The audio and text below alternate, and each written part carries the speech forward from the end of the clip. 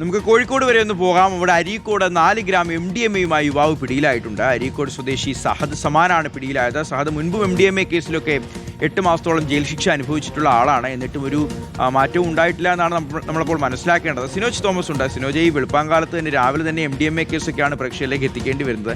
ഇത് എപ്പോഴാണ് ഈ ലഹരി പിടികൂടിയത്? ഷിഹാസ്, കഴിഞ്ഞ രാത്രിയാണ് ഡാൻസ് ഓഫ് സംഘവും നല്ലളം പോലീസും ചേർന്ന് അരീക്കാട് സ്വദേശിയായ ഷഹദ് സമാനെ പിടികൂടിയിരിക്കുന്നത്. ഈ ഓപ്പറേഷൻ തൂഫാന്റെ ഭാഗമായിട്ട് ഡാൻസ് ഓഫിന്റെ നിരന്തരമായ നിരീക്ഷണം കോഴിക്കോട് നഗരം കേന്ദ്രീകരിച്ചിട്ടുണ്ട്. മിക്ക ദിവസങ്ങളിലും ഈ ലഹരി സംഘത്തിൽ ആരെങ്കിലുമൊക്കെ തന്നെ ഡാൻസ് ഓഫ് സംഘവും പോലീസും പിടികൂടാറുമുണ്ട്. കഴിഞ്ഞ കുറച്ച് നാളുകളായിട്ട് ഈ സഹദ് സമാൻ ഡാൻസ് ഓഫിന്റെ നിരീക്ഷണത്തിലായിരുന്നു. ആ നിരീക്ഷണത്തിന് കാരണമെന്ന് പറയുന്നത് 8 മാസത്തോളം ഈ MDMA-യുമായി ബന്ധപ്പെട്ട ഒരു കേസിൽ ജയിലിൽ കിടന്ന ആളാണ് ഷഹദ് സമാൻ.